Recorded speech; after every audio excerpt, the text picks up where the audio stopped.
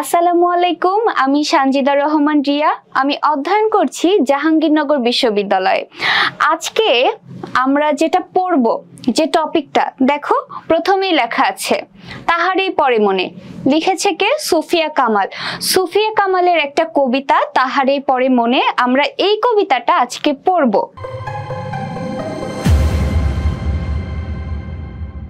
আচ্ছা, তাহারই পরে মনে কবিতাটা লিখেছে হচ্ছে কবি সুফিয়া কামাল। তো যে এত কষ্ট করে কবিতাটা লিখলো, আগে তো আমাকে তার সম্পর্কে জানতে হবে যে কে এই সুফিয়া কামাল, কি তার পরিচয়, তাই না?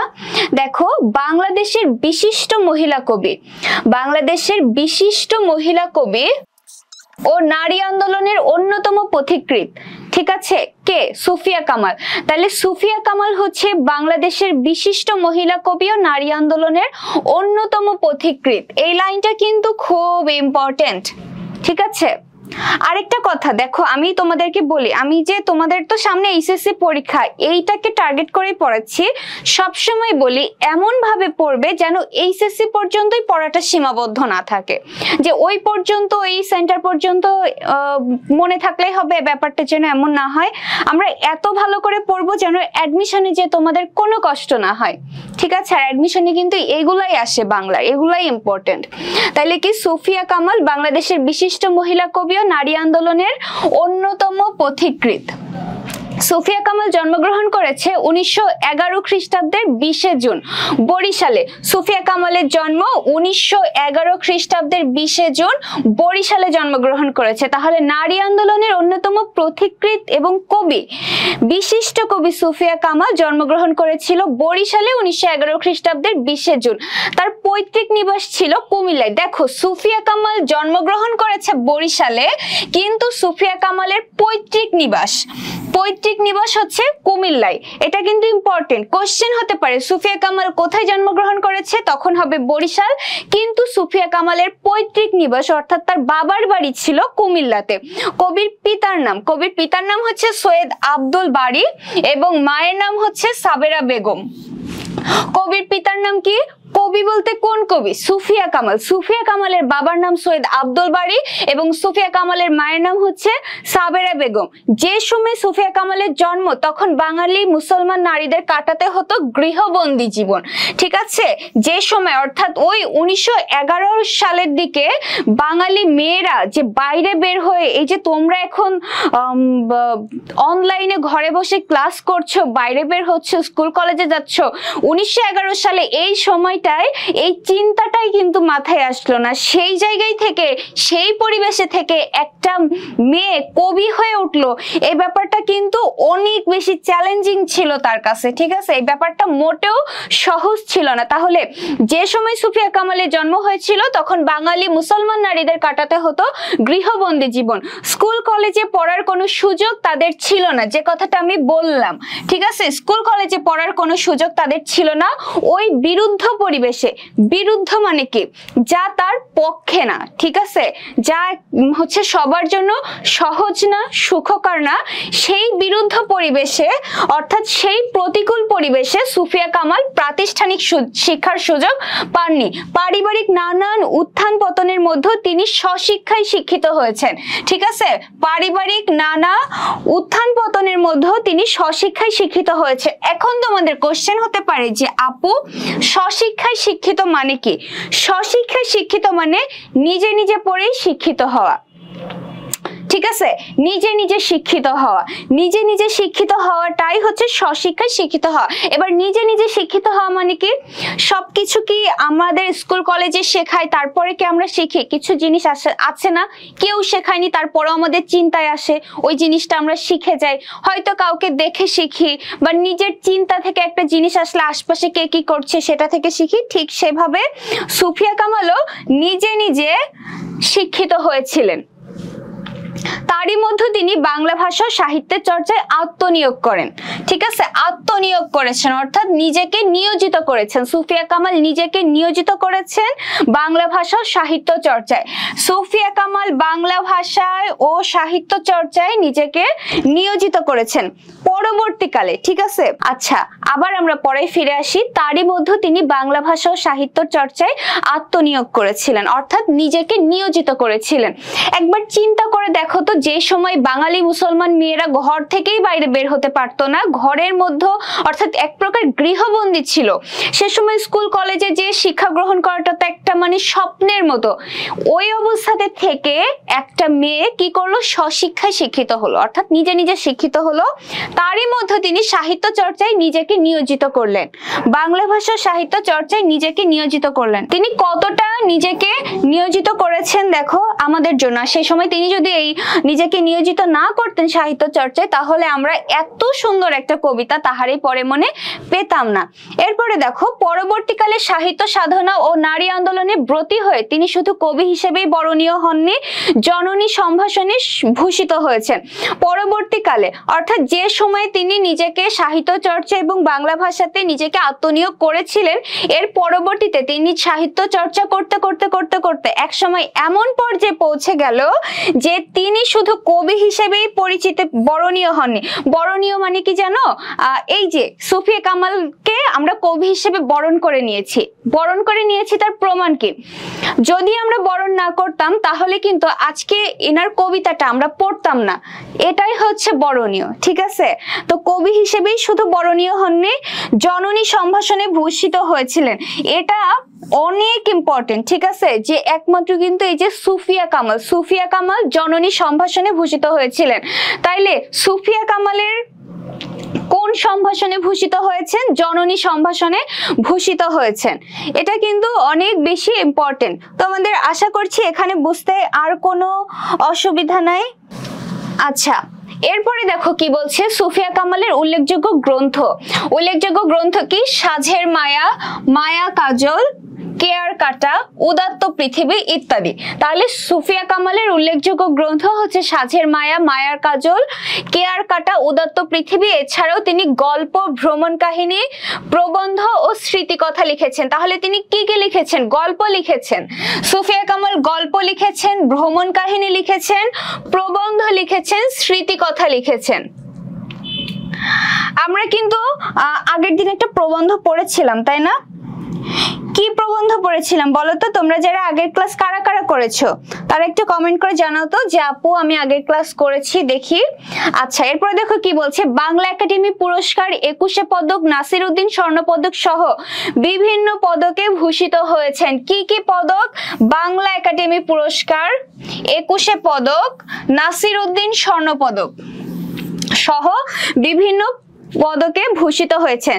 সুফিয়া কামাল 1999 খ্রিস্টাব্দের 20 নভেম্বর ঢাকায় মৃত্যুবরণ করেন। তাইলে দেখো সুফিয়া কামাল জন্মালো কত সালে? 1911 সালে। তারপর তিনি মারা গেলেন 1999 সালে। জন্মালো সুফিয়া কামাল বরিশালে, কিন্তু তার পৈতৃক নিবাস কোথায়? কুমিল্লাতে না? তাই তো, দেখে নি একটু। হ্যাঁ, কুমিল্লাতে।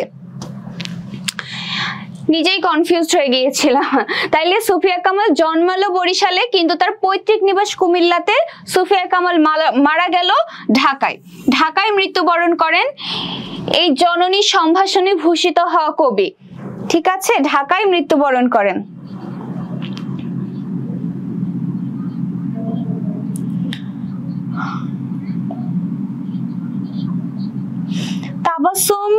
তাবাসুম ইসলাম তনিমা বলছে আপু পাসওয়ার্ড দিব গুগলে, যে ওটা কি আমার মন মতো দিব?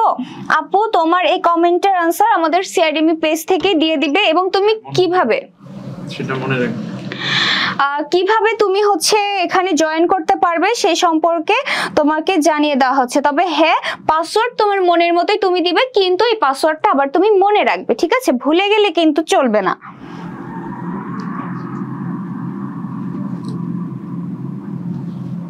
আচ্ছা, এরপরে দেখো কি বলছে, আমরা কবি পরিচিতি তাহলে পড়লাম যে আমাদের সুফিয়া কামাল জননী সম্ভাষণে ভূষিত হয়েছেন, সেই সুফিয়া কামালের সম্পর্কে আমরা জেনেছি। এখন সুফিয়া কামাল যে কবিতাটা লিখেছে সেই কবিতাটা আমরা জানবো। কবিতাটার নাম কি? তাহারেই পড়ে মনে। মানে নামটাই না এত সুন্দর, আমি যখন বই পেয়েছিলাম তখন না আমার এই নামটা দেখে মনে হচ্ছিল যে এই কবিতাটা আগে পড়ে ফেলি। তাহলে কি তাহারেই পড়ে মনে কবিতাটা আমরা এখন পড়বো। এই কবিতাটা একটা সংলাপ নির্ভর কবিতা, ঠিক আছে? এই কবিতাটা একটা নাটকীয় ভাব আছে, সেটা কি? সংলাপ আছে, সংলাপ আছে, তাই আমরা নাটকীয় বলতে পারি। এখন সংলাপটা কার মধ্যে? দুইজনের মধ্যে এই সংলাপটা হচ্ছে, অর্থাৎ আমি তোমাকে বলছি, তুমি আমাকে বলছো, ব্যাপারটা ঠিক এমন, ঠিক এভাবেই কবিতাটা। তাহলে তাহারেই পড়ে মনে কবিতাটি সংলাপ নির্ভর, এবং এইখানে সংলাপটি হচ্ছে যে দুজনের মধ্যে, অর্থাৎ কথোপকথন হচ্ছে কবি এবং কবি ভক্তের মধ্যে। কার কার মধ্যে কথা হচ্ছে? কবি এবং কবি ভক্ত।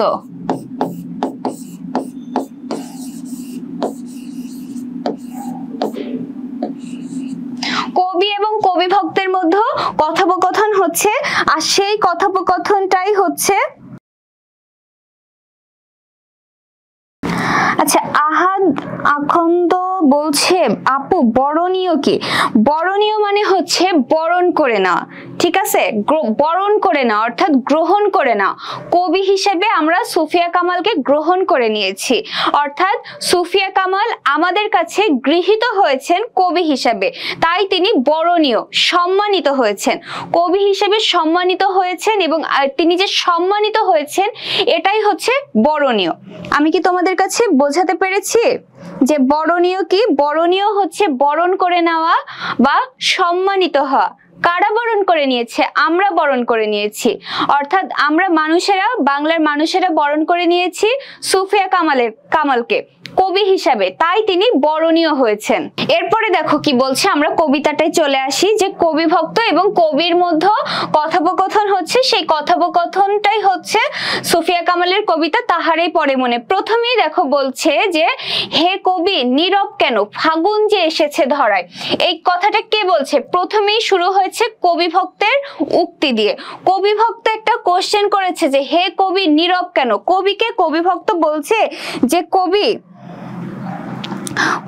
কবি ভক্ত বলছে যে কবি নীরব কেন, ঠিক আছে? কবিকে কবি ভক্ত বলছে কবি নীরব কেন, ফাগুন যে এসেছে ধরায়। ফাগুন মানে হচ্ছে বসন্ত বা ফাল্গুন, এসেছে ধরায়, ধরা মানে পৃথিবী। তাহলে কি বুঝতে পেরেছি যে কবি ভক্ত কবিকে বলছে যে হে কবি, মানে কবি ভক্ত কবিকে সম্ভাষণ করছে, ডাকছে। কি বলে ডাকছে? হে কবি বলে। তাহলে কবি ভক্ত কবিকে বলছে হে কবি নীরব কেন, ফাগুন যে এসেছে ধরায়, অর্থাৎ কবি তুমি নীরব কেন, ফাগুন পৃথিবীতে এসে গিয়েছে। বসন্তে বরিয়া তুমি লবে নাকি তব বন্দনায়, অর্থাৎ বসন্তে মানে কি? বসন্তকে কি তুমি বরিয়া মানে বরণ করে নেওয়া, ঠিক আছে? বসন্তকে বরণ করে নিয়ে লবে নাকি তব বন্দনায়, অর্থাৎ বন্দনা মানে হচ্ছে বন্দনা গান। এই যে কবি তিনি তো বন্দনা গান বলতে কি শুধু গানকে বোঝাচ্ছে? সেটা কিন্তু না, অর্থাৎ কবি কি তার সাহিত্যের মাধ্যমে এই বসন্তকে কি বরণ করে নেবেন না? কবিরা কি করে বসন্ত বা বিভিন্ন ঋতুকে নিয়ে সুন্দর সুন্দর কবিতা লেখে, গান লেখে, বিভিন্ন ছন্দ তৈরি করে, কিন্তু পৃথিবীতে বসন্ত চলে এসেছে তারপরেও কবি একদম আনমনা হয়ে বসে আছে, কবি বসন্তের দিকে লক্ষ্যই করছে না। তাই কবি ভক্ত কবিকে বলছে যে কবি তুমি নীরব কেন, ফাগুন তো পৃথিবীতে এসে গিয়েছে, আর এই ফাগুনই কিন্তু বসন্ত, এই বসন্তকে কি তুমি বরণ করে নেবে না? লবে মানে হচ্ছে নিবে, ঠিক আছে? বসন্তে বরিয়া তুমি লবে নাকি তবে বন্দনা, অর্থাৎ তোমার বন্দনা গানের মাধ্যমে তুমি কি বসন্তকে বরণ করে নেবে না? এতটুকু কি আমরা বুঝতে পেরেছি? তাহলে কবি ভক্ত, আমি দেখো বারবার করে বলছি যাতে তোমাদের ধরতে অসুবিধা না হয়, যারা একটু পরে এসে হয়তো এই মুহূর্তে মুহূর্তে জয়েন করেছো তাদেরও যেন বুঝতে অসুবিধা না হয়, তাই আমি কিন্তু প্রতিটা জিনিস বারবার করে বলছি। তোমাদের যেখানে বুঝতে অসুবিধা হবে তোমরা নোট ডাউন করে নেবে, খাতা কলম নিয়ে বসবে, এবং চাইলে তোমরা বইটাও নিয়ে বসতে পারো। যে ওয়ার্ডগুলো তোমাদের কাছে কঠিন মনে হবে, সবকিছু তো শব্দার্থে থাকে না, তোমরা ওইখানে কি করবে, মার্ক করে নিয়ে লিখে নিবে, তাহলে তোমাদের বুঝতে সুবিধা হবে। তাহলে কি বলছে, বসন্তে বরিয়া তুমি লবে নাকি তবু বন্দনায়, অর্থাৎ বসন্তকে কি তুমি বরণ করে নেবে না তোমার বন্দনা গানের মাধ্যমে। তখন কবি কি করলো দেখো, কহিল সে স্নিগ্ধ আখি তুলি, সেটা কে, কবি। কবি তখন কি করলো, স্নিগ্ধ আখি তুলি। স্নিগ্ধ আখি কখন থাকে বলতো, যখন আমরা কান্নাকাটি করি বা মন খারাপ থাকে তখন আমাদের চোখ ছলছল করে, আমাদের মধ্যে একটা স্নিগ্ধ ভাব, নরম সরম ভাব চলে আসে। কবিরও ঠিক তাই। কহিল সে স্নিগ্ধ আখি তুলি, দক্ষিণ দুয়ার গেছে খুলি। দক্ষিণ দুয়ার মানে দক্ষিণ দিক, দক্ষিণ দিকের দুয়ার মানে কি, যখন হচ্ছে বসন্ত থাকে তখন কি হয়, দক্ষিণ দিক থেকে বাতাস বহে, মানে দক্ষিণের বাতাস কি ঠান্ডা একটা ব্যাপার, সেই দক্ষিণের বাতাস কি খুলে গেছে, সেটাই যে দক্ষিণের বাতাস কি শুরু হয়ে গিয়েছে সেটা বোঝাতেই কবি বলছে। কবি ভক্ত যখন তাকে প্রশ্ন করলো যে তুমি এত নীরব কেন, বসন্তকে কি তুমি তোমার বন্দনা গানের মাধ্যমে বরণ করে নেবে না, তখন কবি তার স্নিগ্ধ আখি তুলে বলল যে দক্ষিণ দুয়ার গেছে খুলে, দক্ষিণের দুয়ার, দক্ষিণে বাতাস কি বইতে শুরু করে দিয়েছে। তাহলে দেখো কবিকে কিন্তু এই কথার মাধ্যমে এটাই বোঝাচ্ছে, এই কথা দ্বারা এটাই বোঝাচ্ছে যে কবি কতটা আনমনা ছিল। আর এই কবিতাটা কিসের প্রেক্ষিতে লেখা হয়েছে আমরা কি জানি, এই কবিতাটা কবি তার প্রথম স্বামী সৈয়দ নিহাল আহমেদ যখন মারা যায় তখন কবি অনেক আপসেট হয়ে গিয়েছিল। আপসেট হয়ে যাওয়ার পরে তিনি যখন সবসময় আনমনা থাকতেন, কোনো কিছুই তার ভালো লাগতো না, সেই সময়টাতেই কিন্তু তিনি এই কবিতাটি লিখেছিলেন। তার প্রথম স্বামীকে স্মরণ করে তিনি এই কবিতাটা লিখেছিলেন। তো সে যখন চলে গেছে, তার স্বামী মারা গেছে, তার প্রিয়জন মারা গেছে, তার তো অনেক মনের অবস্থা অনেক খারাপ।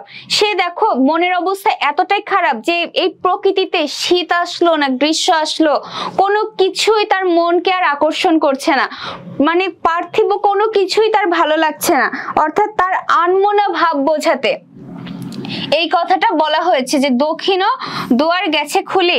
এখন যদি তোমাকে কোশ্চেন করে যে দক্ষিণ দুয়ার গেছে খুলি এই কথা দ্বারা কি বোঝানো হয়েছে, তখন তুমি কি করবে, কবির আনমনা ভাব।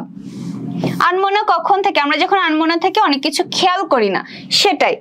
তারপরে দেখো কি বলছে, বাতাবি নেবুর ফুল ফুটেছে কি, কবি এতটাই আনমনা হয়ে গিয়েছে যে দক্ষিণ দিকের যে বাতাস বইতে শুরু করেছে তিনি জানে না। কবি ভক্ত একজন এসে যখন তাকে বলছে যে বসন্ত এসে গেছে, তখন তার হঠাৎ মনে হলো বসন্ত চলে এসেছে, তাহলে বসন্তের সময় তো এইগুলো হয়, কি হয়, দক্ষিণ দিক থেকে বাতাস বইতে শুরু করে, বাতাবি লেবুর ফুল ফোটে, আমের মুকুল ধরে, এগুলো তিনি কোনো কিছুই খেয়াল করেননি।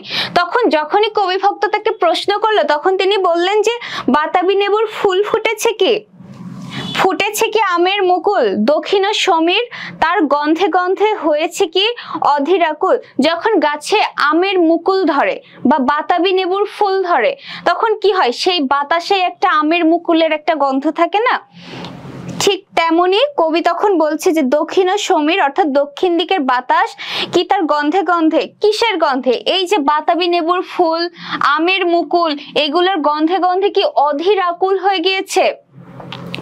তাহলে দেখো কবি কতটা আনমনা হয়ে গিয়েছিলেন যে পৃথিবীতে যে বসন্ত চলে এসেছে কবি সেটা লক্ষ্যই করেনি। যখন কবি ভক্ত তাকে এসে বলল যে কবি তুমি নীরব কেন, পৃথিবীতে তো ফাগুন চলে এসেছে, তখন কবির হঠাৎ মনে হলো, তখন সে তার স্নিগ্ধ আখি, তার তো মন খারাপ, তার প্রিয়জন হারানোর রিক্ততা রয়েছে, শূন্যতা রয়েছে, সেই ব্যথায় তিনি কাতর। তখনই তিনি যখন একটা শুনলেন যে পৃথিবীতে ফাগুন চলে এসেছে, তার স্নিগ্ধ আখি তিনি তুললেন, অর্থাৎ কবি ভক্তের দিকে কোন নয়নে তিনি তাকিয়েছিলেন, স্নিগ্ধ আখি তুলে। তখন তিনি হঠাৎ যখন এগুলো শুনে প্রশ্ন করছে যে দক্ষিণ দিকের কি বাতাস বইতে শুরু করেছে, দক্ষিণা বাতাস কি বইতে শুরু করেছে, বাতাবি লেবুর ফুল ফুটে গিয়েছে, আমের মুকুল কি ধরে গিয়েছে, তাহলে যদি এগুলো হয়, এগুলোর তো গন্ধ বাতাসে থাকবে, বাতাস কি এগুলোর গন্ধে অধীর আকুল হয়ে গিয়েছে? এই বিষয়টাই কবির এখানে বোঝাতে চেয়েছিলেন, অর্থাৎ তিনি কতটা আনমনা। আচ্ছা, আমি যতটুকু পড়ালাম, ঠিক আছে, এইটা যতটুকু বোঝালাম, এর মধ্যে তোমাদের কোথাও বুঝতে কোনো অসুবিধা আছে কিনা তোমরা আমাকে কমেন্ট করে জানাও, ঠিক আছে? এতটুকু বুঝতে তোমাদের অসুবিধা হয়েছে কিনা? ম্যাম, সুফিয়া কামাল তো এই কবিতাটি লিখেছেন তার আগের জামাইয়ের ভালোবাসায়। এত যদি ভালোবাসা ছিল তাহলে উনি আরেকটা বিয়ে করলেন কেন, আর সেকেন্ড স্বামীর নাম নিজের নামের সাথে লাগালেন কেন? আমি যখন পড়েছিলাম না, বিশ্বাস করো এই কোশ্চেনটাই আমার এসেছিল যে তুমি এত কষ্ট নিয়ে কবিতাটা লিখলে, তাহলে তুমি সেকেন্ড টাইম বিয়ে করলে কেন?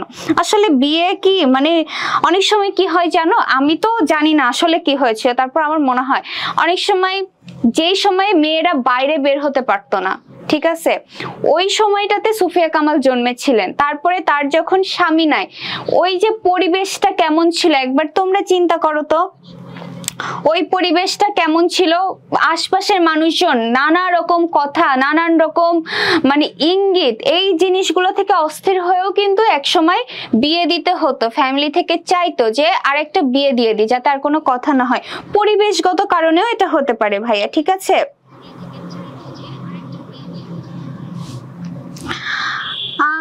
সিদ্ধার্থ চৌধুরী বলছে, আপু শেষ 2 লাইন বুঝাই দেন। আচ্ছা ঠিক আছে, শেষ 2 লাইন বলছে, বাতাবি নেবুর ফুল ফুটেছে কি, ফুটেছে কি আমের মুকুল, দক্ষিণা সমীর তার গন্ধে গন্ধে হয়েছে কি অধীরাকুল। এক কথায় দেখো, এভাবে আমি তোমাকে বলি, যখন প্রকৃতিতে বসন্ত আসে তখন কি হয়, গাছে গাছে ফুল ফোটে, ফুল ফল সবকিছু দিয়ে কি হয়, প্রকৃতি অনেক বেশি সমৃদ্ধ হয়, ঠিক আছে, প্রকৃতিকে দেখতে অনেক বেশি ভালো লাগে। আর সেই সময় কি হয় যেন, বাতাবি লেবু যেটা আছে ওই গাছগুলাতে বাতাবি লেবু হয়, গাছে আম গাছে নতুন মুকুল আসে। তো সুফিয়া কামালের মন এতটাই খারাপ ছিল, তিনি যে পৃথিবীতে ফাল্গুন চলে এসেছে, বসন্ত চলে এসেছে, তিনি ওটা লক্ষ্যই করেননি।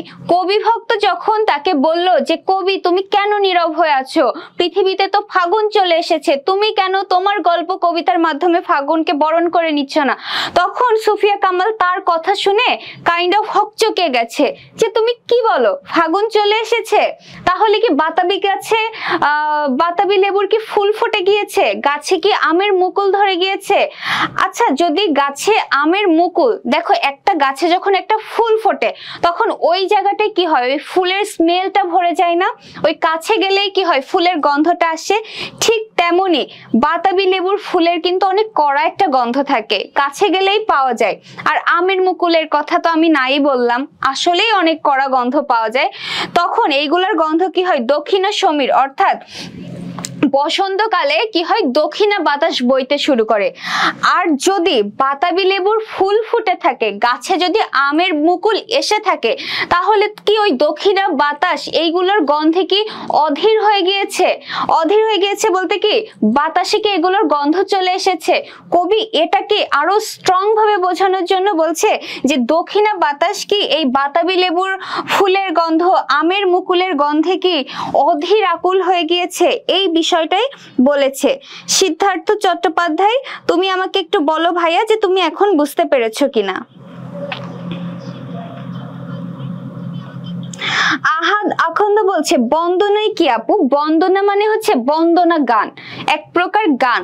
কবিরা কি হয়, কবি বা সাহিত্যিকরা কি হয়, বিভিন্ন বিষয়কে নিয়ে, বিভিন্ন ঋতুকে নিয়ে গল্প, গান, কবিতা, বিভিন্ন জিনিস লেখে না, ঠিক তেমনি বসন্তকে, সুফিয়া কামাল তো একজন কবি ছিল, তিনি কি সাহিত্য চর্চা করেছেন, তাহলে তিনি কি তার কবিতা গানের মাধ্যমে বসন্তকে বরণ করে নেবে, এটাই স্বাভাবিক।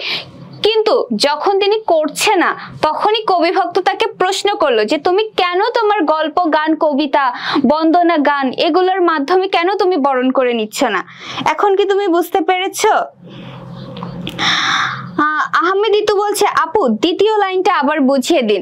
বসন্তে বরিয়া তুমি লবণাকি তবু বন্ধ নেই। ওই যে বললাম বসন্তকে বরণ করে নিয়ে, অর্থাৎ তোমার গল্প গান বন্দনা গানের মাধ্যমে তুমি কি বসন্তকে বরণ করে নিবে না, এই কথাটাই বলছে। ঠিক আছে, আচ্ছা তোমরা তাহলে বুঝতে পেরেছো না? এইটুকুতে আশা করি আর বুঝতে অসুবিধা নেই। তাহলে আমি সেকেন্ড প্যারাতে যাই। তোমরা যারা তাড়াতাড়ি ক্লাসটা এগিয়ে নিয়ে যাওয়ার কথা বলছে, দেখো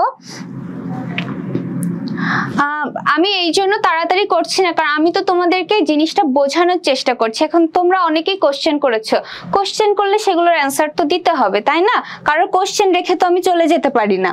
এরপরে দেখো কি বলছে, এখনো দেখোনি তুমি, অর্থাৎ কবি যখন বলছে যে আমের মুকুল কি ফুটেছে, বাতাবি লেবুর কি ফুল ফুটেছে, বাতাসে কি এগুলোর গন্ধ বের হয়েছে, অর্থাৎ কবি কতটা আনমনা ছিল তিনি দেখেনি। তার এই কোশ্চেন গুলো শুনে তখন কবি ভক্ত বলছে, কবি যখন দেখে এই কোশ্চেন গুলো করেছে তখন কবি ভক্ত বলছে এখনো দেখোনি তুমি, মানে বসন্তের যে চিহ্নগুলো প্রকৃতিতে ফুটে উঠেছে এগুলো তুমি এখনো দেখোনি। কহিলাম, অর্থাৎ কে বলল? কবি ভক্ত বলল। ঠিক আছে, কবি ভক্ত তখন বলল যে কেন কবি আজ এমন উন্মনা তুমি, যে পৃথিবীতে যে বসন্তের চিহ্নগুলো স্পষ্ট এগুলো তুমি কেন দেখোনি? তখন সে খুব সুন্দরভাবে কবিকে, দেখো কি সুন্দর করে একটা কোশ্চেন করছে যে কবি আজ তুমি কেন এত উন্মনা। উন্মনা মানে হচ্ছে আনমনা, ঠিক আছে, আনমনা ভাব, অর্থাৎ কোনো কাজে মন নাই, কেমন একটা আনমনা ভাব, সেটাই যে কেন কবি আজ এমন উন্মনা তুমি, অর্থাৎ আনমনা তুমি। কোথা তব নবপুষ্প সাজ। নবপুষ্প সাজ মানে কি জানো? ফুলের সাজ। এই যে প্রকৃতিতে বসন্ত চলে এসেছে, কবি তুমি কেন এখনো দেখোনি? তোমার কি হয়েছে? তোমার ফুলের সাজ কোথায়? তোমার ঘর কেন ফুল দিয়ে সাজাওনি? এগুলো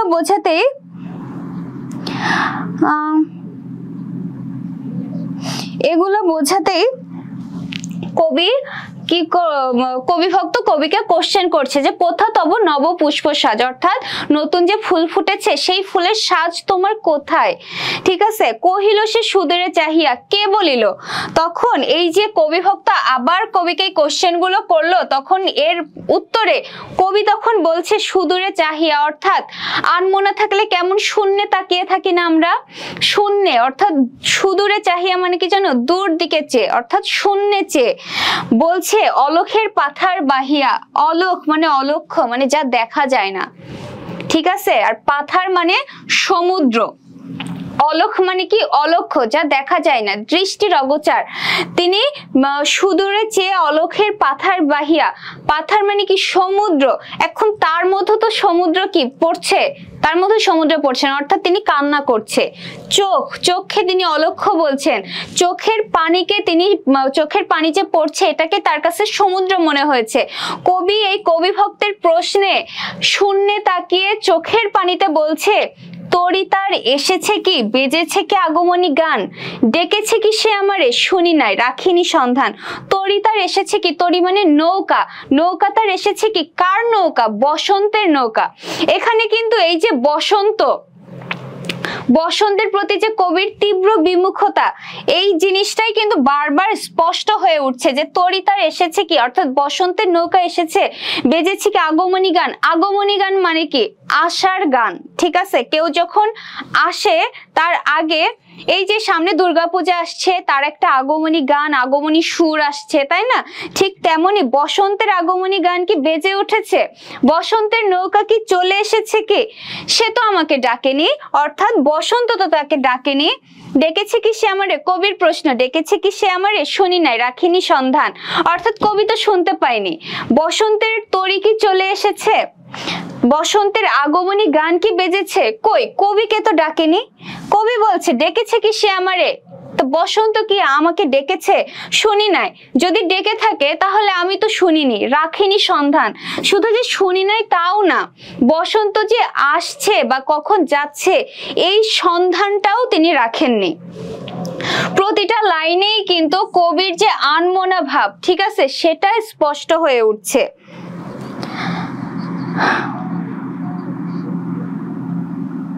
অলখের পাথার বাহিয়া কি বুঝি নাই, প্লিজ রিপ্লাই। সেটা হচ্ছে কি, অলখ মানে কি? আমি যদি শাব্দিক অর্থে যাই তাহলে অলখ মানে হচ্ছে অলক্ষ্য, দৃষ্টির অগোচর, ঠিক আছে। আর পাথার মানে সমুদ্র। এই ব্যাপারটাকে তিনি বোঝাচ্ছেন আমাদের মনের মধ্যে, আমাদের মধ্যে তো সমুদ্র নাই, আমাদের কি চোখ থেকে সমুদ্র নামা সম্ভব? সম্ভব না। কবিকে যখন কবিভক্ত প্রশ্ন করেছে যে কবি তুমি এমন আনমনা কেন, তোমার পুষ্প সাজ অর্থাৎ ফুলের সাজ কোথায়, তখন কবি কি করলো? শূন্যে তাকিয়ে তার চোখের পানিতে সে বলছে, ঠিক আছে। কবির চোখের পানিকেই মূলত এখানে পাথার বোঝানো হয়েছে, অলক্ষের পাথার। আপু সেকেন্ড লাইন বুঝি নাই। এই যে আপু আমি একটু ভাইয়া এই যে একটু আগে আমি বলেছি যে এমন উন্মনা কেন, এমন উন্মনা তুমি কোথা তব নব পুষ্পশ্বাস। দেখো কবি যখন কবিভক্ত যখন কবিকে বলল যে পৃথিবীতে অর্থাৎ ধরাতে, ধরা মানে পৃথিবী, পৃথিবীতে বসন্ত চলে এসেছে, তখন কবি কি করলো? হঠাৎ করে তার কথা শুনে বলছে বসন্ত চলে এসেছে, দক্ষিণা বাতাস কি বইতে শুরু করে দিয়েছে, আমের মুকুল ধরেছে, বাতাবি লেবুর কি ফুল ফুটেছে। তার এই কোশ্চেন শুনে তখন কবিভক্ত কবিকে বলছে এখনো দেখনি তুমি, যেগুলো তো ফুটে গিয়েছে, এখনো দেখনি তুমি কহিলাম। মানে কবিভক্ত আবার তাকে বলছে কেন কবি আজ এমন উন্মনা তুমি। কবি যেহেতু দেখেনি তো কবিভক্ত তখন বুঝতে পেরেছে যে কবির তো কিছু একটা সমস্যা আছে, নাইলে যে প্রকৃতিতে বসন্তের চিহ্ন, বসন্তের চিহ্ন কি? গাছে গাছে ফুল ফোটে, পাখি ডাকে, এগুলো তো সব দৃশ্যমান, তাহলে কবি এখনো দেখেনি, কিছু একটা হয়েছে। তখন কবিভক্ত কবিকে বলছে যে কবি আজ তুমি এমন উন্মনা কেন, মানে আনমনা কেন, কোথা তব নব পুষ্প সাজ, বসন্তে ফুল ফোটে, তো বসন্ত যখন চলে এসেছে তখন কবিভক্ত কবিকে বলছে যে তোমার ফুলের সাজ কোথায়। এটাই। মোহাম্মদ আবু সাইদ মির্জা বলছে অনেক ব্যথা পাইছি হাতে, তবু লেখা বাদ দিয়ে শুধু ক্লাস করতেছে আর দেখতেছি, দোয়া করবেন আপু। তোমার জন্য অনেক দোয়া ভাইয়া, তুমি তাড়াতাড়ি সুস্থ হয়ে যাও।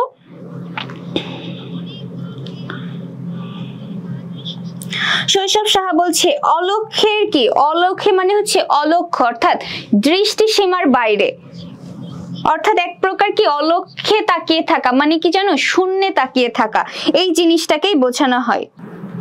আর আমরা তো বোঝার জন্যই ক্লাস করছি না, একটু সময় লাগবে, তোমরা প্লিজ একটু কনসিডার করো বিষয়টা। তারপরে দেখো কি বলছে, কহিলাম ওগো কবি রচিয়া লহনা আজো গীতে।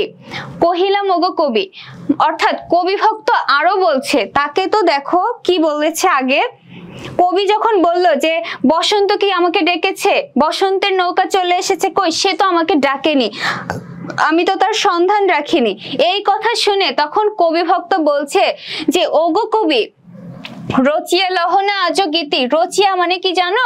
রচনা করা, রচনা করা। যেমন একটা কবি রচনা করে, কবিতা রচনা করা হয় অর্থাৎ সৃষ্টি করা হয়, ঠিক তেমনি গান যেমন সৃষ্টি করা হয়, গান রচনা করা হয়, ঠিক তেমনি ওগো কবি, কবিভক্ত কবিকে বলছে যে ওগো কবি রচিয়া লহনা আজো গীতি, অর্থাৎ আজকে গীতি মানে কি? গান। আজকে একটা গান তুমি রচনা করে নাও না, গান রচনা করে গানের মাধ্যমে তুমি বসন্তকে বরণ করে নাও না। দেখো এটা কিন্তু হচ্ছে কবিভক্ত কবিকে অনুরোধ করছে, ঠিক আছে। কবিভক্ত কবিকে অনুরোধ করছে যে ওগো কবি তোমার গানের মাধ্যমে তুমি বসন্তকে, গান রচনা করার মাধ্যমে তুমি বসন্তকে গ্রহণ করে নাও। বসন্ত বন্দনা অর্থাৎ বসন্তের জয় জয়কার। কবি যখন বসন্তকে নিয়ে গান কবিতা লিখবে তখনই তো বসন্ত তার মর্যাদা পাবে, তাই না? এটাই হচ্ছে বসন্ত বন্দনা, ঠিক আছে। বসন্ত বন্দনা তব কণ্ঠে শুনি, অর্থাৎ বসন্ত বন্দনা তোমার কণ্ঠে শুনি এ মোর মিনতি, ঠিক আছে। মিনতি মানে এটা আমার চাওয়া, আমি এই চাওয়াটাকে খুব খুব করে চাওয়া একটা ব্যাপার আছে না, যে খুব নরম ভাবে তিনি কবিকে অনুরোধ করছে যে কবি তুমি গান রচনার মাধ্যমে বসন্তকে বরণ করে নাও না, বসন্তের বন্দনা, বসন্তের জয় জয়কার তোমার কণ্ঠে শুনবো, এটা আমার মিনতি। কবিভক্ত কবিকে মিনতি করছে। তারপরে দেখো কবিভক্তের কথা শুনে কবি বলছে কহিল সে মৃদু মধুস্বরে। কহিল সে, সেটা কে? কবি। কবি তখন মৃদু স্বরে, মধুর স্বরে, ঠিক আছে। মৃদু মানে আস্তে, আস্তে এবং মধুর স্বরে বলছে নাই হলো না হোক এবারে। কবি কবি কবিভক্তকে বলছে যে সব সময় তো আমি বসন্তকে বরণ করে নিই, এবার না হয় আমি নাই বা নিলাম, বসন্তকে বরণ করে নাই বা হলো, এবার না হয় নাই বা হলো। তখন কবি আরো বলছে আমারে গাহিতে গান বসন্তেরে আনিতে বরিয়া রহেনি সে ভুলেনি তো এসেছে তা ফাগুন সরিয়া। আমারে গাহিতে গান বসন্তেরে আনিতে বরিয়া, বরিয়া মানে কি জানো? বরণ করে নেওয়া। যে কবির গান গাওয়ার জন্য আমারে গাহিতে গান, অর্থাৎ কবি বলছে আমার গান গাওয়ার জন্য বসন্তরে আনিতে বরিয়া, বসন্তকে বরণ করে নেওয়ার রহেনি, বসন্তকে বরণ করে নেওয়ার জন্য যে অপেক্ষা সেটা তো নয়। কবি তো তার রচনার মাধ্যমে বসন্তকে বরণ করে নেয়নি, তাই বলে কি বসন্ত ধরায় আসেনি? ধরায় কি পৃথিবীতে আসেনি? বসন্ত কি পৃথিবীতে আসেনি? সে ভুলেনি তো, অর্থাৎ বসন্ত তো আসতে ভোলেনি। এসেছে তো ফাগুন সরিয়া, অর্থাৎ ফাগুন যখনই চলে এসেছে বসন্ত চলে এসেছে। তার প্রকৃতির নিয়ম মতো ঠিকই সে হাজির হয়েছে। কবির গান রচনা করার জন্য বসন্ত তো থেমে থাকেনি। ঠিক আছে, তাহলে এই প্যারাটাতে কবিভক্ত কবিকে বলছে, কবি যখন এমন উন্মনা, কবি যখন কোশ্চেন করছে যে আমি বরণ করিনি তাই বলে কি বসন্ত কি থেমে আছে? বসন্ত কি আসেনি? কবিভক্ত তখন কবিকে প্রশ্ন করছে যে ওগো কবি, রচিয়া লহনা আজো গীতে, তুমি আজকে তোমার গানের মাধ্যমে, গান রচনার মাধ্যমে তুমি বসন্তকে বরণ করে নাও না। তোমার কণ্ঠে বসন্ত বন্দনা, বসন্তের জয় জয়কার শুনবো, এটা আমার মিনতি। তখন কবি আস্তে মধুর স্বরে বলল যে না হলো না হোক এবারে, সব সময় তো বরণ করে নি, এবার না হয় আমি বরণ নাই বা করলাম, গান রচনা নাই বা করলাম। আমারে গাহিতে গান, অর্থাৎ আমার গান গাওয়ার জন্য বসন্তকে তো বরণ করে নেওয়া কারোর বৃথা যায়নি। বসন্ত তো থেমে থাকেনি, বসন্ত তো ফাল্গুনকে স্মরণ করে, অর্থাৎ এই দেখো ফাল্গুনকে স্মরণ করে ঠিকই বসন্ত পৃথিবীতে চলে এসেছে। তোমরা কি এইটুকু বুঝতে পেরেছো? এইখানে কার কার অসুবিধা আছে একটু জানিও। সুইট সরকার বলছে লাস্ট লাইন রহেনি, অর্থাৎ দেখো লাস্ট লাইনটা কি জানো? লাস্ট লাইনটা তার আগের লাইনের সাথে সম্পৃক্ত। কবি যখন বলল যে এবার না হয় আমার গান রচনা নাই হলো বসন্তকে উদ্দেশ্য করে, কিন্তু আমি যে গান রচনা করিনি তাই বলে কি বসন্তকে কি তাই বলে বরণ করে নেওয়া হয়নি? বসন্তরে আনিতে বরিয়া রহেনি, বরিয়া মানে বরণ করে নেওয়া। আমি গান রচনা করিনি ঠিক আছে, তাই বলে কি বসন্তকে কি বরণ করে নেওয়া হয়নি? সে ভুলেনি তো। কে ভোলেনি? বসন্ত তো ভোলেনি। বসন্ত তো ভোলেনি প্রকৃতিতে আসতে, কবির গান রচনা করেনি তাই বলে বসন্ত কিন্তু প্রকৃতিতে অর্থাৎ পৃথিবীতে আসতে ভোলেনি। সে ঠিকই ফাল্গুনকে স্মরণ করে পৃথিবীতে এসে পড়েছে। এই বিষয়টাই বোঝানো হয়েছে। তোমাদের আরো কারো যদি কোশ্চেন থাকে তাহলে বলো। সুইট সরকার তুমি কি বুঝতে পেরেছো ভাইয়া? নুসরাত জাহান তানিয়া শেষের লাইন বুঝিয়ে দাও আপু। এই যে বললাম তোমরা বুঝতে পেরেছো কিনা একটু বলো। আহাদ আখন্দ আপু একটু ক্লাস দ্রুত চাই প্লিজ। দেখো আমি আবারও বলছি তোমাদেরকে, আমি একটু এই যে তোমরা যারা কোশ্চেন করছো তোমাদের এখন বুঝতে যেহেতু সুবিধা হচ্ছে, তোমাদের কোশ্চেন গুলো আমি নেওয়ার চেষ্টা করছি।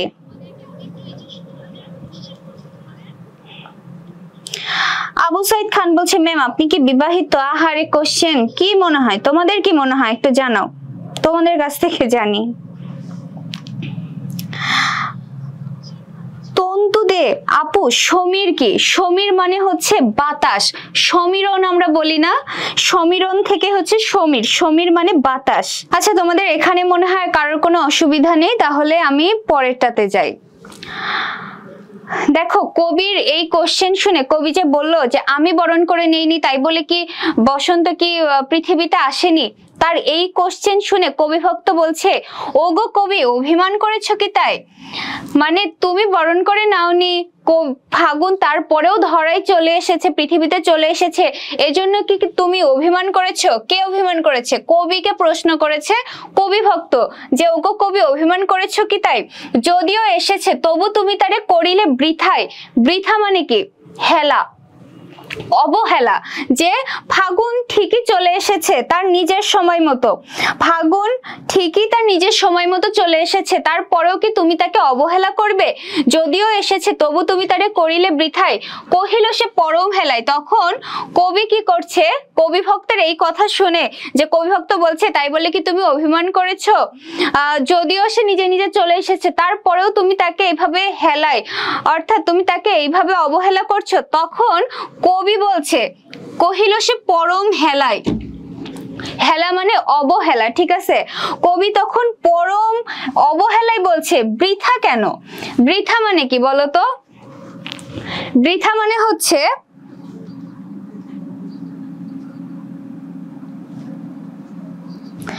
বৃথা মানে হচ্ছে বৃথা যাওয়া, অর্থাৎ যে উদ্দেশ্য নিয়ে আসে সেই উদ্দেশ্য যখন পূরণ না হয় সেটাই হচ্ছে বৃথা, ঠিক আছে?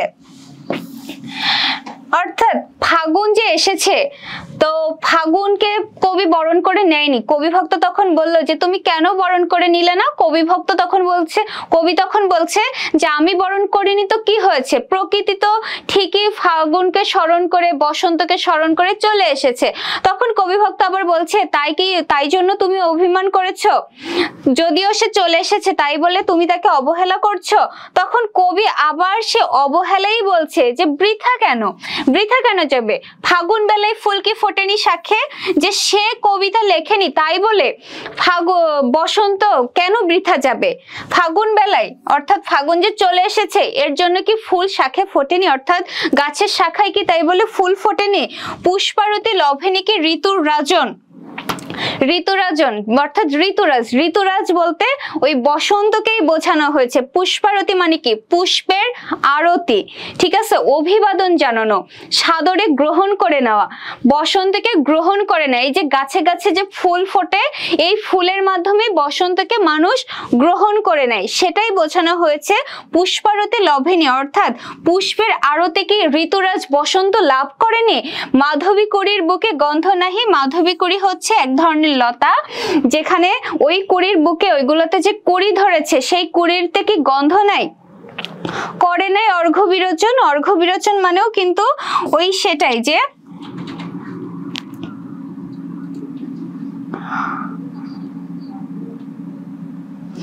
সেটাই বোঝানো হয়েছে যে কবি ভক্ত যে কবিকে কোশ্চেন করছে যে কেন তুমি লক্ষ্য করনি পৃথিবীতে ফাগুন এসেছে, তা কবির আবার এখানে কোশ্চেন আসছে যে বৃথা কেন যাবে? কবির কবিতা রচনা করেনি তাই বলে কি ফাগুন কি বৃথা হয়ে গিয়েছে? গাছে কি ফুল ফোটেনি? পুষ্পারতি লাভ করেনি, অর্থাৎ পুষ্পের ফুলের আরতি কি ঋতুরাজ বসন্ত লাভ করেনি? মাধবী কুড়ি যে ফুলগুলো আছে, যে কুড়িগুলো ধরেছে, সে মাধবীতে যে কুড়িগুলো ধরেছে সেগুলোর বুকে কি গন্ধ নাই? করে নাই অর্ঘ্য বিরোচন, সেগুলোতে কি ফুল ফোটেনি? ফুলের বিরোচন কি হয়নি? ফুল তো ঠিকই এসেছে। আমি কবিতা না হয় নাই লিখলাম তাই বলে কি হয়েছে? ফাল্গুন ঠিকই তার বসন্তের যে চিহ্ন সেগুলো সুস্পষ্ট করে দিয়েছে। সেই চিহ্নগুলো কি? আমি আবারও বলছি, গাছে গাছে ফুল, শাখে শাখে পাখি, এগুলোই তো ফাগুনকে আমাদের সামনে উপস্থাপন করে। তারপরে দেখো কি বলছে, যে কবি ভক্ত তখন বলছে হোক তবু বসন্তের প্রতি কেন এই তব তীব্র বিমুখতা? তব মানে কি? তোমার, তোমার এই তীব্র বিমুখতা, অর্থাৎ হোক যে বসন্তের চিহ্নগুলো প্রকৃতিতে স্পষ্ট হয়েছে, হোক গাছে গাছে ফুল ফুটেছে, পাখি ডাকছে, শাখে শাখে পাখি আছে, এগুলো সব হোক, তারপরও তোমার কেন বসন্তের প্রতি এই তীব্র বিমুখ? তুমি কেন এত বিমুখ করছো এই বসন্তকে? কহিলাম, অর্থাৎ কবি তখন বলল, উপেক্ষায় ঋতুরাজে কেন কবি দাও তুমি ব্যথা? কবি ভক্তের উক্তি দুইটাই, ঠিক আছে? যে কবি ভক্ত বলছে হোক বসন্তের চিহ্ন স্পষ্ট হোক, তবু বসন্তের প্রতি কেন এই তোমার তীব্র বিমুখতা। কবি ভক্ত আরো বলছে উপেক্ষায় ঋতুরাজে কেন কবি দাও তুমি ব্যথা। উপেক্ষা ঋতুরাজে, ঋতুরাজকে, ঋতুরাজ তো বসন্ত, তুমি উপেক্ষার মাধ্যমে কেন বসন্তকে ব্যথা দিচ্ছ, তুমি কেন তোমার কবিতার মাধ্যমে বসন্তকে বরণ করে নিচ্ছ না। এরপরে দেখো কি বলছে, কহিল সে কাছে সরিয়ে আসি, কহিল সে। এবার এই যে কবি ভক্তের কথাগুলো বললো, কবি ভক্ত কোশ্চেন করলো যে তুমি কেন বসন্তকে ব্যথা দিচ্ছ উপেক্ষায়, তখন কবি ভক্তের কাছে সরে গিয়ে বলল কুহেলি উত্তরি তলে মাঘের সন্ন্যাসী। কুহেলি উত্তরি তলে, কুহেলি মানে কি কুয়াশা, ঠিক আছে, কুহেলি মানে কুয়াশা, উত্তরি মানে হচ্ছে চাদর। বসন্তের আগে কি থাকে বলতো, বসন্তের আগে শীত থাকে, তাই না? শীতে সবকিছুর পাতা ঝরে যায়, সবকিছু ঝাপসা হয়ে যায়, প্রকৃতিতে একটা শূন্যতা, একটা হাহাকার লেগে যায়। শীতকে এমনটাই লাগে, তাই না? গাছপালা সব ফাঁকা হয়ে যায়। আর বসন্ত ঠিক তার বিপরীত, অর্থাৎ বসন্তের বিপরীত টাই হচ্ছে শীত। শীতকালে যেমন গাছের পাতা ঝরে যাচ্ছে, বসন্তে ঠিক তার বিপরীত হয়ে নতুন গাছের পাতা গজাচ্ছে, ফুল ফুটছে, ঠিক আছে? ঠিক এটাই বলেছে যে এই শীতের যে শূন্যতা, এটাকে তিনি সন্ন্যাসী রূপে কল্পনা করছেন। মাঘ মাসে শীত থাকে না, ঠিক তেমনি মাঘের ওই শীতকে কবি সন্ন্যাসী রূপে কল্পনা করেছেন, ঠিক আছে? সন্ন্যাসীর বেশে শীতকে কল্পনা করেছেন। কুহেলি উত্তরি তলে মাঘের সন্ন্যাসী, অর্থাৎ কুয়াশার চাদরে মোড়ানো মাঘের সন্ন্যাসী শীতকে সন্ন্যাসী রূপে কল্পনা করেছেন। গিয়াছে চলিয়া ধীরে পুষ্প শূন্য দিগন্তের পথে রিক্ত হস্তে। অর্থাৎ মাঘের সন্ন্যাসী বলতে কাকে বোঝানো হয়েছে বলতো? শীতকে। শীতকে মাঘের সন্ন্যাসী রূপে বোঝানো হয়েছে। এই যে কবি ভক্ত কবিকে এত কিছু বলল, তখন কবি কি বলল যে কুয়াশার চাদরে মোড়া যে মাঘের সন্ন্যাসী অর্থাৎ শীত, কুয়াশার চাদরে মোড়া যে শীত, সে চলে গিয়েছে ধীরে পুষ্প শূন্য অর্থাৎ ফুল শূন্য দিগন্তের পথে রিক্ত হস্তে। রিক্ত মানে কি জানো? শূন্য। রিক্ত মানে শূন্য, শূন্য হাতে শীত দিগন্তের পথে চলে গিয়েছে। তাহারই পরে মনে ভুলিতে পারি না কোনো মতে, অর্থাৎ সেই শীতকেই মনে পড়ছে। শীত যে রিক্ত হস্তে কোনো কিছু না নিয়ে মাঘের সন্ন্যাসী রূপে চলে গিয়েছে, তাকেই মনে পড়ছে, কোনো মতেই ভুলতে পারছে না। এবার তোমাদেরকে আমি বলি, কবির শীতকে মনে পড়ছে, আসলে কি শীতকেই কেন মনে পড়বে? শীত কিন্তু একটা প্রতীকী রূপ, ঠিক আছে? শীত একটা প্রতীকী রূপ।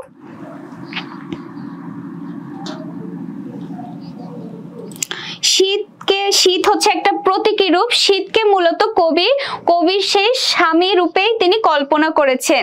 শীতের মতোই, শীত যেমন রিক্ত হস্তে গাছের পাতা টাতা সব ঝরে যায়, কেমন শূন্যতা হাহাকার হয়ে শীত আসে না, শীত তেমনি খালি হাতে যেমন চলে যায়, ঠিক তেমনি কবির সেই স্বামী তিনিও চলে গিয়েছেন, তাকেই মনে পড়ছে। কবি কোনো মতেই তাকে ভুলতে পারছে না, অর্থাৎ তাহারই পরে মনে ভুলিতে পারি না কোনো মতে।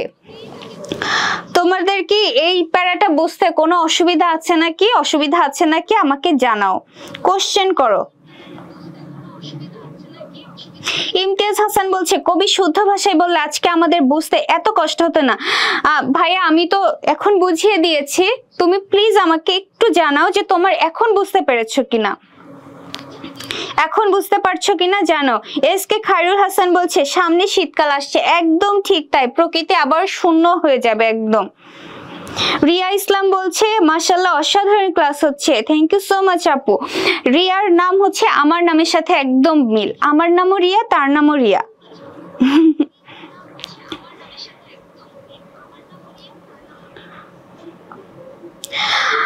আহাদ আখন্দ বলছে মাঘের সন্ন্যাসী কি? বুঝতে পারি নাই। মাঘের সন্ন্যাসী বলতে কি, মাঘ মাসে কি থাকে? শীত থাকে। এখন সন্ন্যাসী যারা থাকে, সন্ন্যাসীরা কি হয়? সব কিছু ত্যাগ করে দিয়ে তারা একটা সন্ন্যাস জীবন গ্রহণ করে নেয় না, ঠিক তেমনি শীতকালেও কিন্তু প্রকৃতি শূন্য হয়ে যায়। আর ওই শীতকে শীতের যে শূন্যতা সেটাকে তিনি সন্ন্যাসী রূপে কল্পনা করছেন, তাই বলা হয়েছে মাঘের সন্ন্যাসী। আর মাঘের সন্ন্যাসী বলতে মূলত শীতকে বোঝানো হয়েছে। আবার এই মাঘের সন্ন্যাসী শীত, এটাকে কবি প্রতীকী রূপে ব্যবহার করেছেন। শীত যেমন রিক্ত হাতে শূন্য হাতে চলে গিয়েছে, কবির স্বামীও তেমনি শূন্য হাতে, যখন মানুষ মারা যায় সবকিছু তো রেখেই মারা যায়, তাই না? কবির স্বামীও তেমনি শূন্য হাতে চলে গিয়েছে, কবির তাকেই মনে পড়ছে, সে কিছুতেই তাকে ভুলতে পারছে না। আর তাকে মনে পড়ছে বলেই তিনি যে বসন্ত এসে গেছে পৃথিবীতে, না পৃথিবীতে কি হচ্ছে তিনি কোনো কিছুতেই আর মন দিতে পারছে না। মোহাম্মদ খায়রুল ইসলাম বলছে এই কবিতাটা খুব কষ্টের। এখন তোমরা একটু বলো প্লিজ, যে তোমাদের যারা এই যে কমেন্ট করেছো যে কবিতাটি কঠিন বা এই সব কিছু, এখন তোমরা বুঝতে পেরেছো কিনা একটু জানাও। খৈয়ম হক কানুন বলছে থ্যাংক ইউ আপু এত সুন্দরভাবে বোঝানোর জন্য, থ্যাংক ইউ সো মাচ। তোমরা বুঝতে পারলেই আমি খুশি।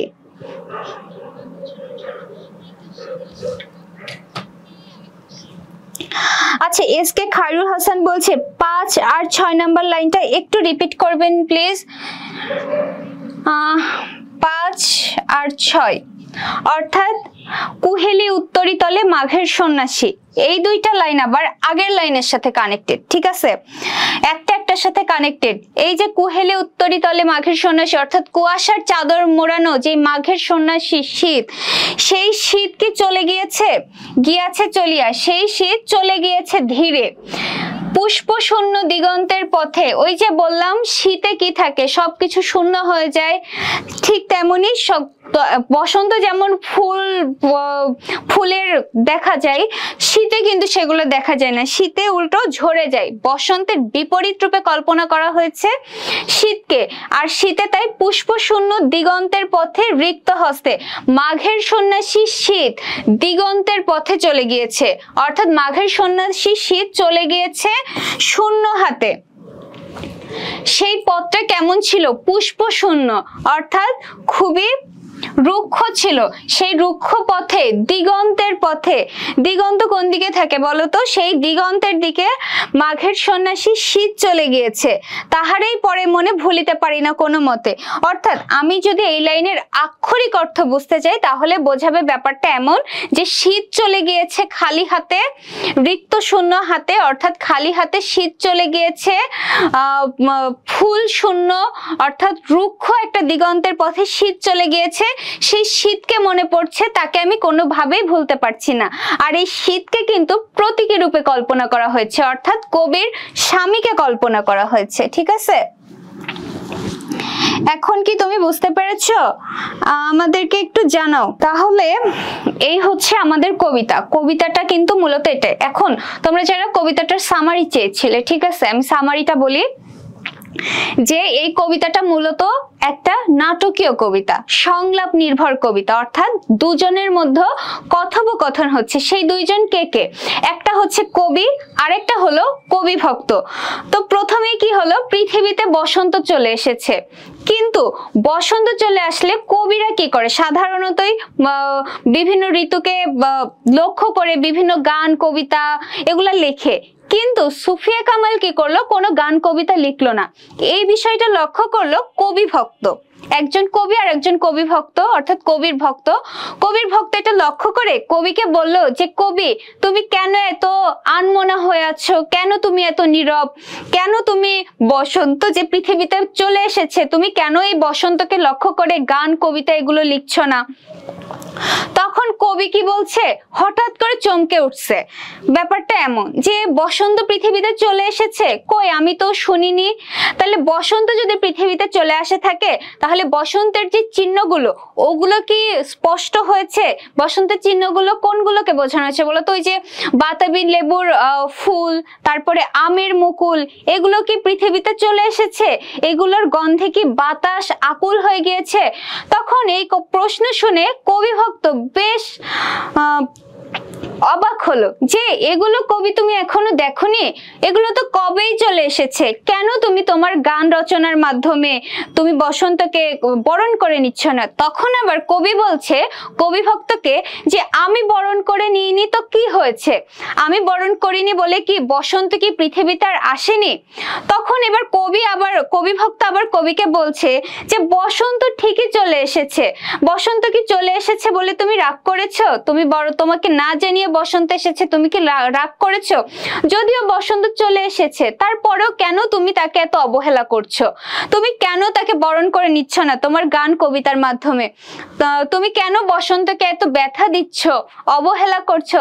তখন আবার কবি বলছে যে ওই যে মাঘের সন্ন্যাসী রূপে কল্পনা করা হয়েছে শীত তো বসন্তের আগেই চলে গিয়েছে। শীতে যেমন সবকিছু ঝরে পড়ে ঠিক তেমনি শীত চলে গিয়েছে শূন্য হাতে শীত চলে গিয়েছে একটা রুক্ষ দিগন্তের পথে, সবকিছুকে রেখে শীত চলে গিয়েছে। ঠিক তার মতোই, সেই শীতের মতোই তার স্বামীও চলে গিয়েছে শূন্য হাতে তাকে রেখে। আর ওই শীতকে কবির স্বামী হিসেবে কল্পনা করেছে, ঠিক আছে, রূপক অর্থে। তো তাকেই মনে পড়ছে, তার কিছুতেই তিনি কবির স্বামীকে ভুলতে পারছে না। এই ব্যাপারটাই কিন্তু এই কবিতাটাতে বোঝানো হয়েছে, এছাড়া আর কোনো কিছুই না। তোমরা যারা যদি এইবার এগুলো একটু পড়ো, এইভাবে চিন্তা করে যদি পড়ো আর আজকের ক্লাসটি করো, আমার মনে হয় না তোমাদের বুঝতে আর অসুবিধা হবে। ইমতিয়াজ বলছে যে আপু বুঝছি, নিজ থেকে একবার পড়লে মুখস্থ হয়ে যাবে। যদি তুমি মুখস্থ করতে পারো, তোমরা সত্যি কথা বলতে এত তোমাদের জন্যই উপকার হবে যে তোমরা কল্পনাও করতে পারছো না। কারণ হয় কি জানো, তোমরা যারা অ্যাডমিশন দিবা তখন অনেক সময় কোশ্চেন দেখা যায় যে একটা লাইন তুলে দিয়ে এর পরের লাইন কি বা এর আগের লাইন কোনটি ছিল, আবার অনেক সময় দেখা যায় শূন্য স্থানও থাকে, যে কহিলাম দিয়ে একটা শূন্য স্থান দিয়ে পরেরটুকু দিয়ে দিল, এখানে কোনটি হবে? ঠিক আছে, মুখস্থ করতে পারলে আরো ভালো। আর এই কবিতাটিতে টোটাল লাইন আছে হচ্ছে 30টা। তাহারেই পরে মনে কবিতায় টোটাল লাইন আছে 30টা। তো তোমরা নিশ্চয়ই এখন বুঝতে পারছো কবিতাটি। তোমাদের যাদের কঠিন লেগেছিল তারা এখন বুঝতে পারছো কিনা আমাকে একটু জানিও। আর এরপরেও যদি কোনো কোশ্চেন থাকে আমি তাদেরও অ্যান্সার দিব। এরপরে দেখো বিভিন্ন কবিতায় কঠিন কঠিন ওয়ার্ড লেগেছিল না, যে এইগুলোর মানে কি সেগুলোর অর্থ এখন আমি তোমাদেরকে জানাবো। প্রথমেই যে কবি বলল যে হে কবি নীরব কেন, কবি ভক্ত কবিকে বলল, সেই হে কবি দ্বারা কি বোঝানো হয়েছে দেখো। কবি ভক্ত এখানে কবিকে সম্বোধন করেছে। সম্বোধন মানে কি জানো? ডাকা। কবি ভক্ত কবিকে ডেকেছে হে কবি বলে। নীরব কেন মানে উদাসীন হয়ে আছো কেন। কেন কাব্য, কাব্য মানে কবিতা, কেন কাব্য অর্থাৎ কবিতা ও গান রচনায় সক্রিয় হচ্ছে না, অর্থাৎ মনোনিবেশ করছো না, আত্মনিয়োগ করছো না, নিজেকে নিয়োজিত করছো না। ফাগুন যে এসেছে ধরায়, পৃথিবীতে ফাল্গুন অর্থাৎ বসন্তের আবির্ভাব ঘটেছে। আবির্ভাব মানে কি জানো? চলে আসা। পৃথিবীতে যে বসন্ত চলে এসেছে। তব বন্দনায়, এটা মানে হচ্ছে তোমার রচিত বন্দনা গানের সাহায্যে, তোমার রচিত বন্দনা গানের সাহায্যে, অর্থাৎ বন্দনা গান রচনা করে বসন্তকে কি তুমি বরণ করে নেবে না? দক্ষিণা দুয়ার গেছে খুলে, অর্থাৎ কবির জিজ্ঞাসা বসন্তের দক্ষিণা বাতাস বইতে শুরু করেছে কিনা। উদাসীন কবি যেটা লক্ষ্য করেননি তার এই জিজ্ঞাসা এখান থেকে কিন্তু স্পষ্ট হয়েছে যে দক্ষিণা বাতাস, তার একটা কোশ্চেন ছিল না যে দক্ষিণা বাতাস কি বইতে শুরু করেছে কিনা, তখন কবি ভক্ত তো পুরো অবাক হয়ে গেছে যে কবি এখনো দেখোনি তুমি, অর্থাৎ কবি কতটা উদাসীন। তারপরে দেখো বাতাবি নেবুর ফুল ফুটেছে কি, এখান থেকে হচ্ছে অধীর আকুল পর্যন্ত যে লাইনগুলো সেটার ব্যাখ্যা এখানে দিয়েছে যে বসন্তের আগমনে বাতাবি লেবুর ফুল ও আমের মুকুলের গন্ধে দক্ষিণা বাতাস দিক বিদিক মানে চারিদিক সুগন্ধে ভরে তোলে।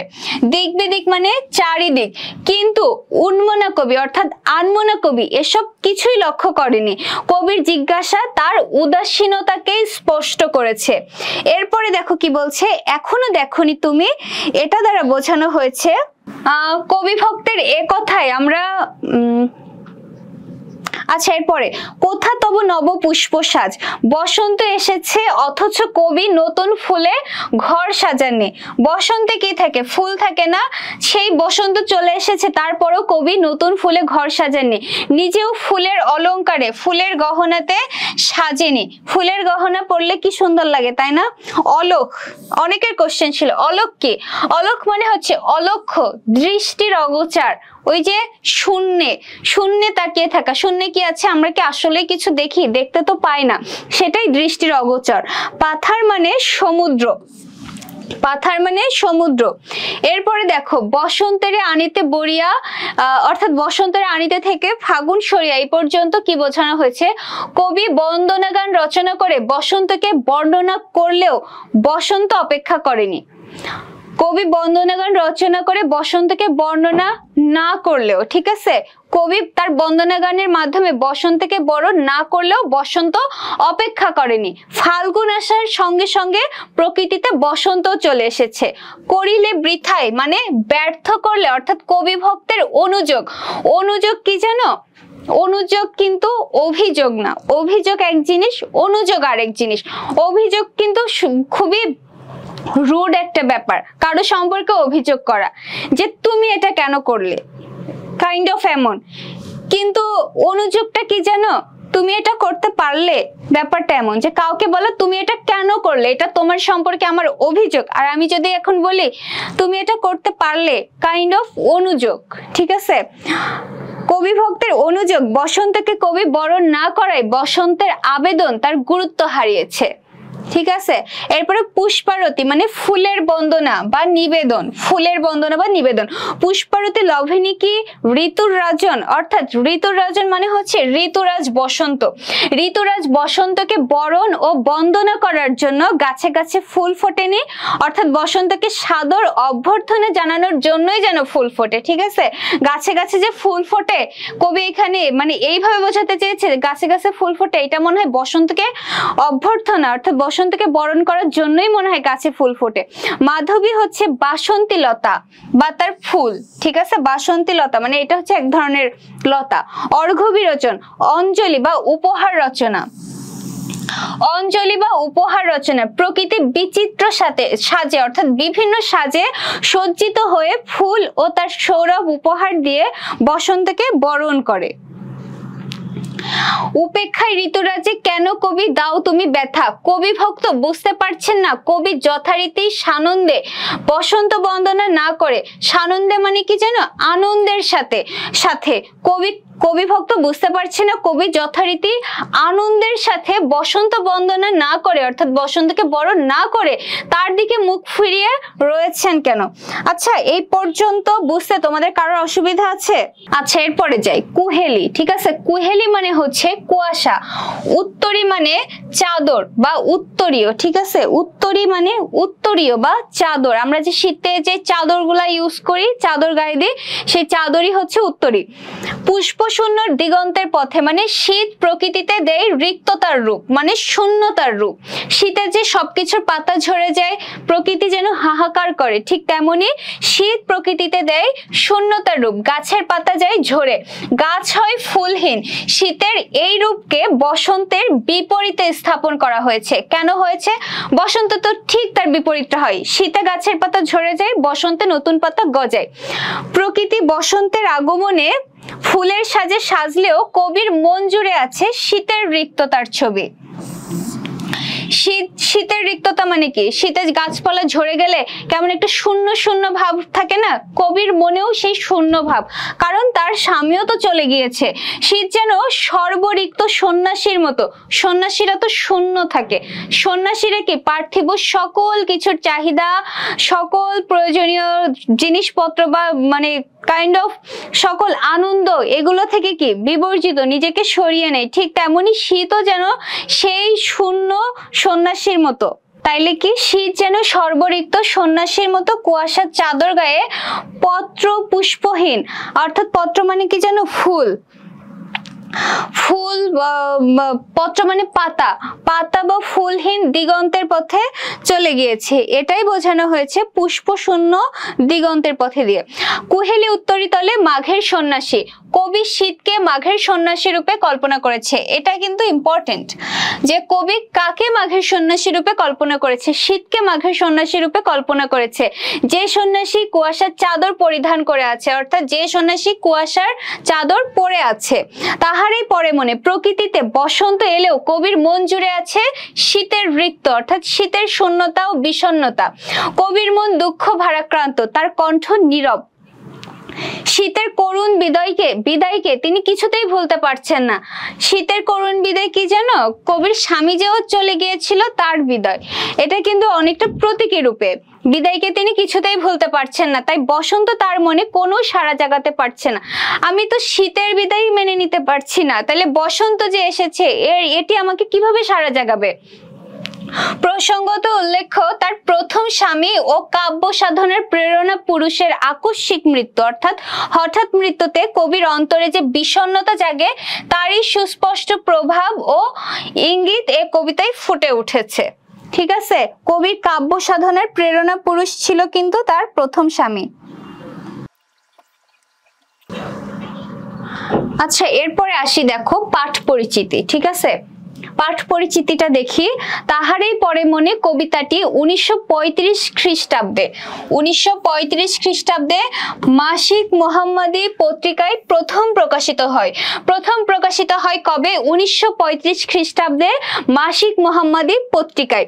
এ কবিতায় প্রকৃতি ও মানব মনের সম্পর্কের একটি গুরুত্বপূর্ণ দিক তাৎপর্যময় অভিব্যক্তি প্রকাশ পেয়েছে।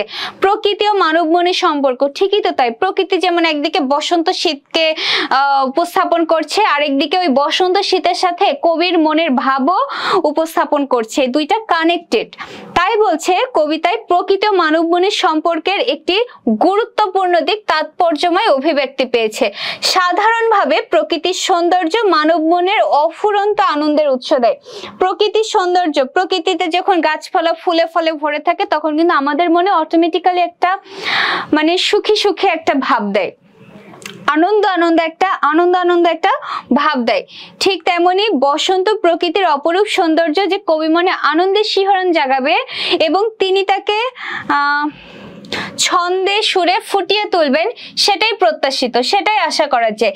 কিন্তু কবির মন যদি কোনো কারণে শোকাচ্ছন্ন অর্থাৎ বেদনাচ্ছন্ন কিংবা বেদনা ভরাতুর থাকে, তবে বসন্ত তার সমস্ত সৌন্দর্য সত্ত্বেও কবির অন্তরকে স্পর্শ করতে পারে না। অর্থাৎ আমার যদি মন ভালো না থাকে তাহলে যত সুন্দর জিনিসই এনে দাও না কেন আমার কিন্তু সেটি ভালো লাগবে না। ঠিক তেমনি বসন্ত যত সুন্দর হোক না কেন কবির তো মন ভালো নেই, তার মনে তো হাহাকার করছে তার প্রিয়জন হারানোর বেদনায়। তাহলে এই বসন্ত যতই সুন্দর হোক না কেন তার মনে কোনো প্রভাব ফেলবে না। এ কবিতায় কবির ব্যক্তি জীবনে দুঃখময় ঘটনার ছায়াপাত ঘটেছে। তার ব্যক্তি জীবনে দুঃখময় ঘটনা কোনটি? তার প্রিয়জন হারানোর বেদনা। তার সাহিত্য সাধনের প্রধান সহায়ক ও উৎসাহদাতা, খুব ইম্পর্টেন্ট, তার সাহিত্য সাধনের প্রধান সহায়ক ও উৎসাহদাতা স্বামী সৈয়দ নেহাল হোসেনের আকস্মিক মৃত্যু। স্বামীর নাম সৈয়দ নেহাল হোসেনের আকস্মিক মৃত্যুতে তিনি কত সালে মৃত্যুবরণ করেন? সৈয়দ নেহাল হোসেন 1932 সালে। কবির জীবনের প্রচন্ড শূন্যতা নেমে আসে। তার স্বামী, প্রথম স্বামী যখন মারা যায় 1932 সালে, তার জীবনে প্রচন্ড শূন্যতা নেমে আসে। তার ব্যক্তি জীবন ও কাব্য সাধনার ক্ষেত্রে নেমে আসে এক দুঃসহ বিষণ্ণতা। কবিমন আচ্ছন্ন হয়ে যায় রিক্ততার হাহাকারে, শূন্যতার হাহাকারে কবির মন আচ্ছন্ন হয়ে যায়।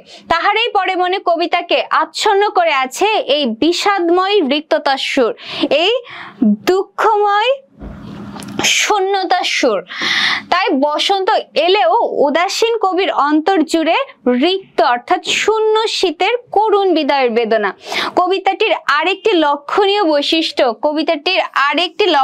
বৈশিষ্ট্য হচ্ছে এর নাটকীয়তা, গঠন রীতি, অর্থাৎ কবিতাটার যেভাবে গঠন করা হয়েছে সেই গঠন রীতির দিক থেকে এটি সংলাপ নির্ভর কবিতা। ঠিক আছে, সংলাপ নির্ভর অর্থাৎ দুজনের কথোপকথন। আগেই বলেছি, কার কার কথোপকথন বলো তো, কমেন্ট করে জানাও কার কার কথোপকথন, কাদের মধ্যে সংলাপ বিনিময় হচ্ছে। এই ছিল আজকের ক্লাস। আজকের ক্লাসে তোমরা যারা বুঝতে পেরেছো যে পর্যন্ত, আর এরপরেও যদি কোনো কোশ্চেন থেকে থাকে তাহলে তোমরা কমেন্ট করে রেখো, আমি পরে এগুলো চেক করে আশা করছি কালকেই তো আবার ক্লাস নিব, কালকে হয়তো বা ক্লাসের আগেও আমি আনসারগুলো দিয়ে দেব। আর আমাদের ক্লাস কেমন লাগছে তোমরা একটু জানিও, আর ক্লাসগুলো বেশি বেশি শেয়ার করো, তোমাদের ফ্রেন্ডদেরকে আরো বেশি কানেক্টেড করো আমাদের সাথে। তো থ্যাংক ইউ সো মাচ।